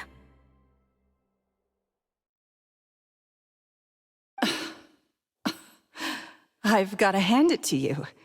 You're both exceptional storytellers. It's enough to make even me wonder whether there was really another mastermind behind all this. But I just have one question. You seem to think that I am the villain in this tale. What's brought this on, Lyney? Is it something that Lorenzo said? Don't worry, Lorenzo said nothing at all. But I never believed that he was the weasel, and in fact, my investigation only made me more certain of that. He was too forthcoming with his confession, as if there was something else he was trying to hide. How disappointing. So you'd sooner trust Lorenzo than me, even without a shred of evidence? A magician is an expert at playing the audience to get the result they want. And I have no doubt that you, Gemma, are equally talented in this regard. With a little help from Lorenzo, you put on a very convincing performance. The lovesick fiancé, whose devotion to her betrothed is unshakable, even under threats of violence. Caesar was maligned and hated by all for 10 years, but you? Everyone sympathized with your plight. Who would suspect for 1 second that the lovely young lady always seen weeping in front of Caesar's grave was actually the mastermind behind his demise? No, not that poor lady. Perish the thought. Wait, so you mean the whole intimidation thing was just a hoax? Gemma and Lorenzo were both in on it? But why would Lorenzo agree to that? And why didn't he sell her out even at the end instead of admitting to being the weasel himself? Yes, why indeed? Maybe Gemma herself could enlighten us on that question. Well, Lyney, if you're so confident in your version of events, then I think the answer should be obvious. Having killed Caesar with his own hands, Lorenzo was plagued by overwhelming guilt. Revealing the Phantom Weasel's true identity would serve no purpose. But if the Weasel remained free, then she could take care of Lorenzo's loved ones. An excellent answer, though sadly a little dull. Is that right? Well, don't let me bore you. As a matter of fact, there's one thing I'd really like to understand. Why would the real Weasel have targeted things that only have value to other people? Could you shed any light on that? Of course. After all, we're just telling stories here, aren't we? If I had to guess, I would say that the real Weasel must have had a terrible childhood. Left to fend for herself after her parents died young. Betrayed, scorned, beaten. She'd scrounge waste paper from garbage bins to draw on, using twigs and dirt for lack of ink and pen. She'd sew ugly rag dolls from whatever scrap material she could get her hands on. This was her only source of happiness in life. But it was all she needed, and she was content. Until the world decided that even this was too good for her. Once again, she was betrayed. And this time, everything was taken from her. She felt like life was a miry pit that dragged her further down the more she struggled to escape. At that tender age, she should have been happy. Instead, she stood in the shadows and watched with envy as all good things in the world passed her by. This was a fate too cruel for anyone to bear. Her pain became a breeding ground for dark thoughts. Thoughts which festered and grew into a twisted solution to her troubles. I detest the happiness of others, in all its forms alike. I will rob them of everything they hold to be good and true, and it will fill the void in my soul. That's some pretty heavy stuff. Now it all makes sense. Does this story satisfy you, Lyney? Yes, it is quite to my tastes. Thank you for helping to clear up my confusion. Huh. That's right. What drove you to write that letter, Gemma? What were you trying to achieve there? Because without that, none of this would have ever come to light. She didn't write the letter. After 10 long years, I'd hoped that the Phantom Weasel would be consigned to the history books by now. But it seems like someone still wasn't ready to let her finally be at peace. Lyney. Or should I call you the Phantom Copycat now? You were the one who posted that letter outside the Opera House. But why? Very sharp, Phantom Weasel. Still as shrewd as ever. Well, no need for me to be coy about it. Our goal was to clear Caesar's name. The most straightforward way to change the public's impression of Caesar was to force the Weasel to show themselves. That's it? You had no other agenda? Of course we did. We made it quite clear in the letter, I believe. I shall take from you that which you hold most dear, just as you did to me 10 years ago. 10 years ago? You mean Caesar's death? You met him? Wait. Oh, I get it. You were those two obnoxious kids. It's been so long, and you're all grown up now. I didn't recognize you. He taught you magic back then, didn't he? For what, 10 days or something? And you went to all this trouble. Why? Because you feel like you still owe him something? We remember all our debts, however great or small. 10 years ago, Caesar's reputation was torn to shreds, and his legacy was thrown out. 10 years on, and no one cares what the truth is anymore. But we did not forget, and so we came to find you. And? What exactly did you take from me? I'm still standing, as you can see. Lorenzo has admitted to everything. I'm free. Free? Do you really think so? Caesar once told me that even though the world is filled with lies and falsehoods, we must find our own truth. I think that applies to you too. Truth can take many forms. Prized possessions with nostalgic value, fervent hopes and dreams, and irreplaceable people. Life took many things from you, and those wounds never healed.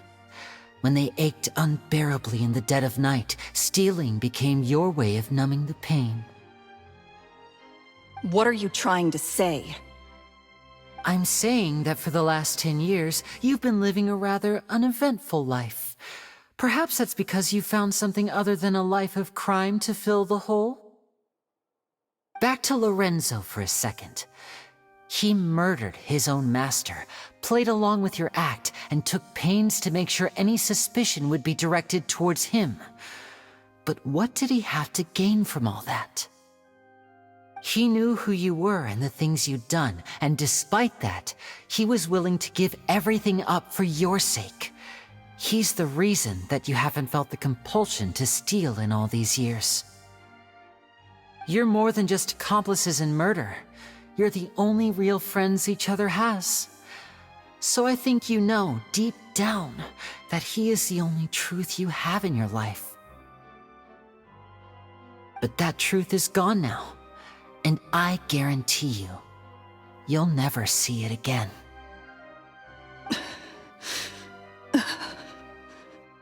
Congratulations on your freedom, Gemma. Your freedom will cost you dearly. From now on, you'll be all alone in a world full of lies and falsehoods. I do hope you'll be able to bear it. You've still got a long life ahead of you after all.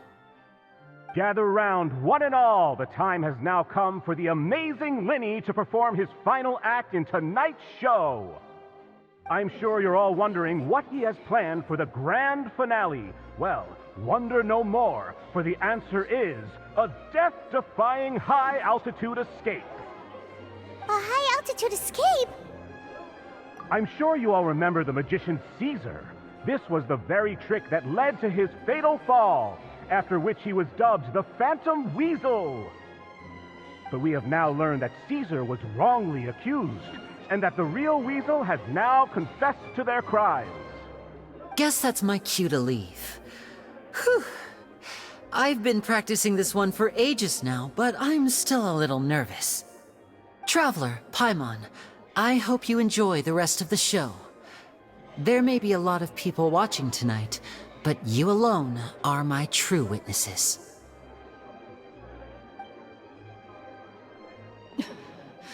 Lyney, wait. You two hid a lot from Caesar. He went to his grave without ever knowing your secrets. So what about now?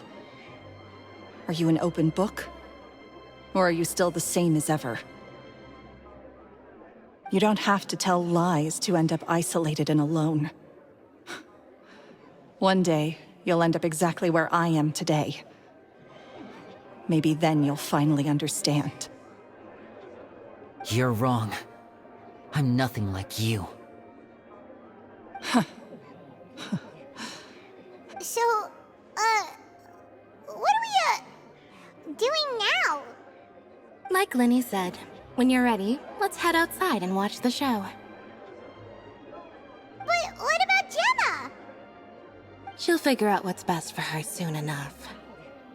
Oh, and if you'd like to see Lyney after the show, you know where he'll be.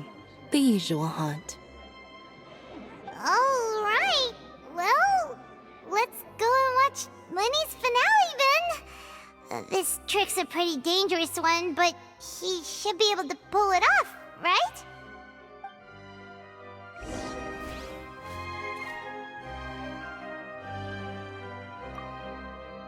Magicians are not like thieves. Thieves only tear things apart. But good-hearted magicians, they put things back together.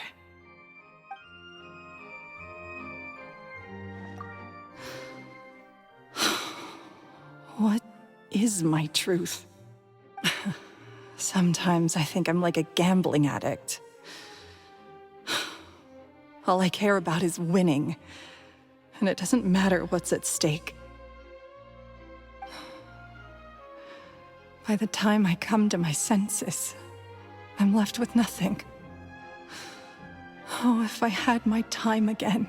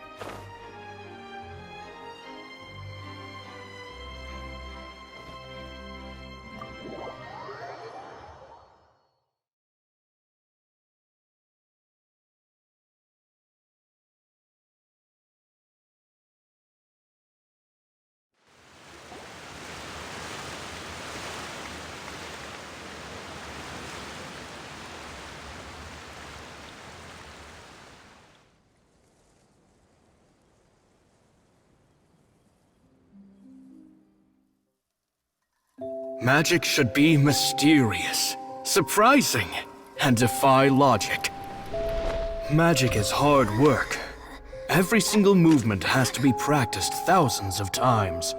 It's alright. We're used to that.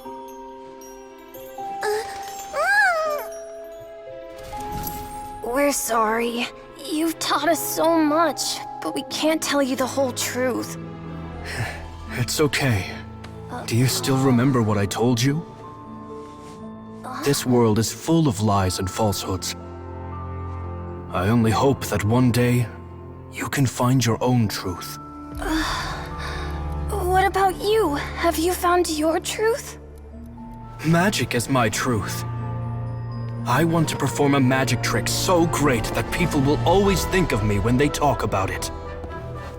For a magician, what greater honor could there be? Look! Behold! Lyney is sealed inside the box. Will he manage to escape? 10 years ago, Caesar attempted this very trick, and it was at this precise moment that... Lyney! Watch out!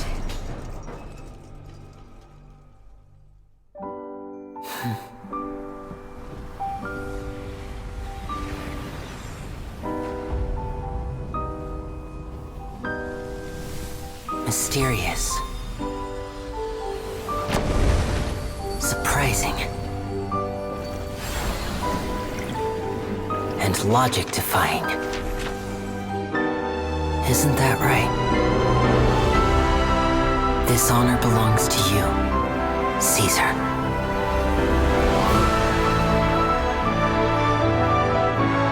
I'm just sorry it's a little late.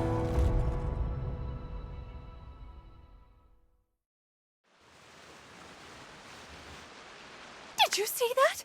1 minute he was falling, and the next, he turned into flowers. How could he possibly have done that? How mysterious. I didn't blink once. He just vanished right in front of my eyes. What a heart-stopping magic show! This was really worth the trip. Caesar's name has finally been cleared, and Fontaine's new star magician Lyney has fulfilled a wish on his behalf. Oh, I couldn't ask for a better grand finale. It will make a great headline for the Steambird tomorrow, even if I do say so myself. Whew. Looks like everyone really loved Lyney's grand finale. Paimon doesn't see Lyney anywhere. Where'd he go? Oh, Lynette said he'd be waiting for us at the usual hunt. But, where is that? Oh, you mean the one where Caesar's buried? Yeah, that's probably it. This whole magic show kinda seemed like Lyney's way of saying goodbye to Caesar. So it makes sense that that's where he'd be afterward. Alright, let's go look for him there.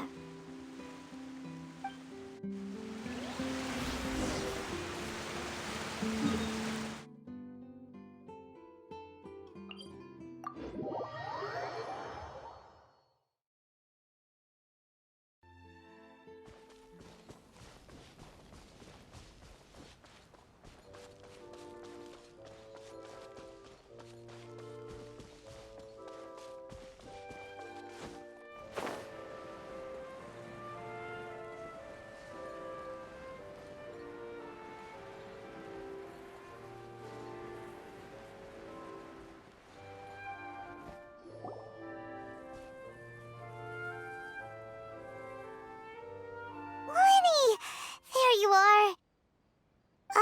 Are you alright? Paimon was scared to death when the chain broke. Paimon was sure something had gone horribly wrong. Magic is a performance art. A magician has to get creative to keep the audience on tenterhooks. That's our job. So I tweaked Caesar's original setup a little to keep it fresh. I was honestly a little nervous during the live performance.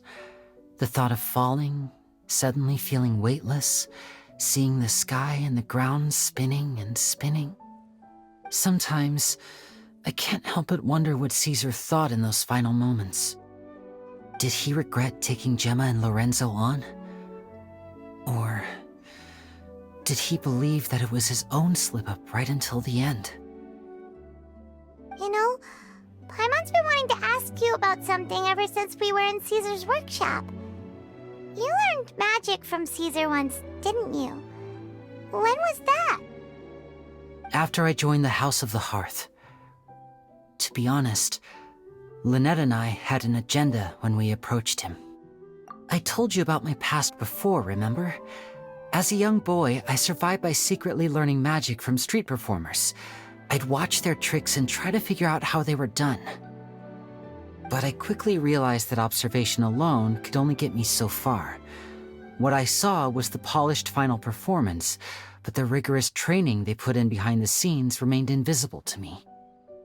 I needed to learn how to improve my sleight of hand, hone my misdirection skills, and make niftier props. We were gifted enough that we'd made some progress by ourselves, but without proper guidance from a professional magician, we quickly plateaued. So that's why you sought Caesar out? Yes. We figured there was no harm in asking, but it took us by surprise that he was so willing to teach us. In all, we only spent 10 short days together, but he was very good to us. By contrast, we hid so many things from him. For instance, when he asked why I wanted to learn magic, I answered, "It's my passion." But in truth, there was already a lot more to the story by then. After being taken in by an aristocrat for our magic talent, then betrayed soon after, this was no longer about me doing what I loved. What amazed me was how the lie escaped my lips even as I was hesitating over whether to tell him the truth. Trust is a beautiful thing. Sadly, I'd forgotten how to trust by then. Lyney. Still worried about the way I feel? You really are a gentle soul, aren't you? But don't worry, I'm used to it now. From the mansions of the elite to the House of the Hearth, lies and selfishness have followed me and Lynette everywhere we go. After Caesar went on tour, we became busy with our missions. The next we heard of him was that he'd fallen to his death, and was now declared to be the Phantom Weasel. That night, I remembered his smile. But as I lay there, I didn't. To keep secrets is to put up walls. The longer you keep them up, the less you let people in. Then, one day, you look around and realize your life is like an empty auditorium after a show, full of seats once occupied by all the people who left. But I guess that's the price we have to pay.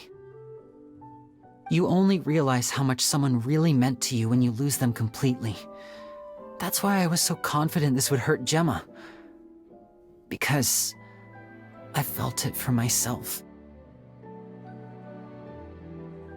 Yeah, cheer up, Lyney. We've had to say our fair share of goodbyes during our journey, too. But whatever happens, Paimon always believes in what tomorrow brings. Delicious food, fun toys, and the traveler by my side. Paimon just needs to focus on things like this, and all the unhappy stuff goes right out the window. You know, Traveler, doesn't that kind of make you Paimon's truth? Exactly. It's the same for me and Lynette. We are the truest thing each other has in the world, and nothing can replace that. Life has taken plenty from us, like it did from Gemma. But at least it left us with each other. That's what gave us the strength to get through the darkest days. That's why the darkness never consumed me, and why it never will. Maybe we live in the shadows too, but we remember every precious ray of light that shines through. All right, time to lighten this conversation up a little. What did you think of the show tonight? Were you happy with it? It was amazing! Paimon just wishes we hadn't been so distracted with the Gemma situation. We spent most of our time in the Opera House just talking and pretty much missed the entire first half of the show. Lyney, could you do just one more trick for us? Whoa, that's a bit of a tall order, I'm afraid. The show's just finished, so my sleeves are decidedly card-free right now. Aw, come on! Surely you can think of something. The Lyney Paimon knows can do anything if he puts his mind to it. Oh, all right then. I'll give it a go, but only because it's you. Watch closely. I have a flower in my hand. You liar! There's nothing in your hand! We ain't going along with this! Huh? My goodness, you're right. But I could have sworn I brought one here with me. Okay, try this. Count down with me. 3, 2, 1. 3, 2, 1. Now, have another look around. Maybe the flowers appeared somewhere else. Really? Let's see. Wow, there it is! Oh, this is a different flower from the last time, right? This one's called, oh yeah, a rainbow rose. But more importantly, Paimon has to know how the trick is done. Please, Lyney, pretty please! Well, if you want to learn magic, you'll have to start by addressing me as teacher. Ugh. Fine. Please, teacher, please! Since you asked so nicely, I'll share one little tip with you. Namely, the student of magic cannot solely rely on others being prepared to reveal their secrets. You have to observe, think, and find the answers for yourself. Is that it? Ah, look at the time. We shouldn't linger here too long. Thanks again for coming to see my show. I bid you both good night. I look forward to seeing you again. All right, fine. See ya. Shall we head back down too? Oh, Paimon can't wait to read The Steambird tomorrow. Paimon bets Lyney and Caesar will be plastered all over it. Let's head to the Steambird's offices tomorrow morning and see what we can find out.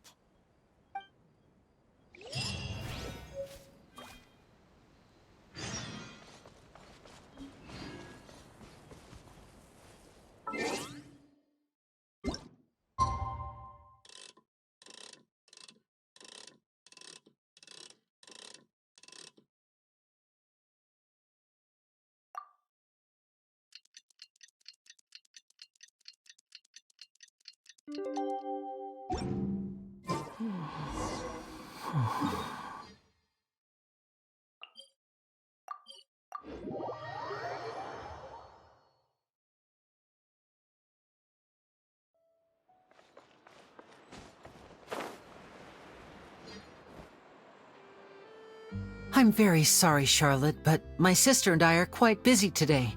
I'm afraid we'll have to decline this interview. Oh, please, Lyney, I'll only take a moment of your time, if you would be so kind. Huh? What's happening here? I spent all night writing my piece about the Phantom Weasel, and it was going to go to print this morning.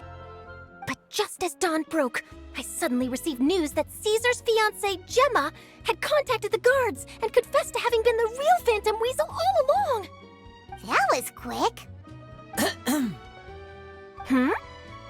Too late, bro. That was quick, you say?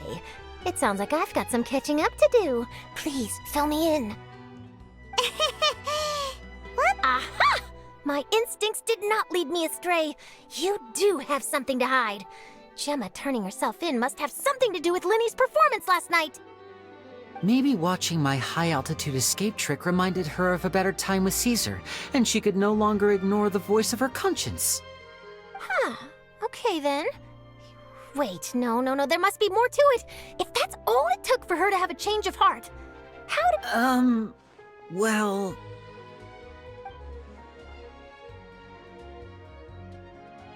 Oh, I remember now! You and Gemma were nowhere to be found after the show. What happened between you? Quickfire question! Where did you all go after the show? Oh, we went to the cemetery and Lyney did a private magic trick just for us. Actually, glad you mentioned it, because that reminds Paimon, guess what? Lyney started using rainbow roses in his tricks. What?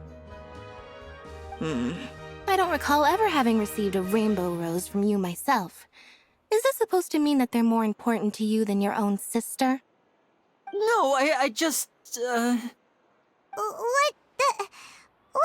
now? Oh, did Paimon say something wrong again? This is getting pretty awkward. What do we do, Traveler? Seems like this interview wasn't meant to be.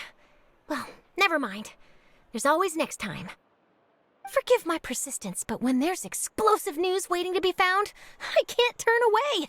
The news about Gemma has already made waves, and I'll stop at nothing to get to the bottom of it all.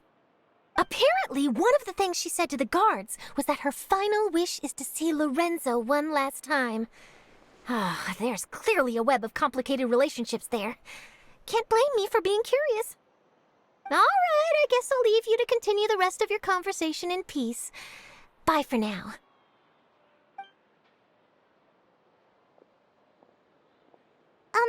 Lynette? Paimon didn't mean to... Don't worry, I wasn't angry. I was just trying to distract her. Oh, really? Oh, thank goodness. You scared Paimon there. Phew.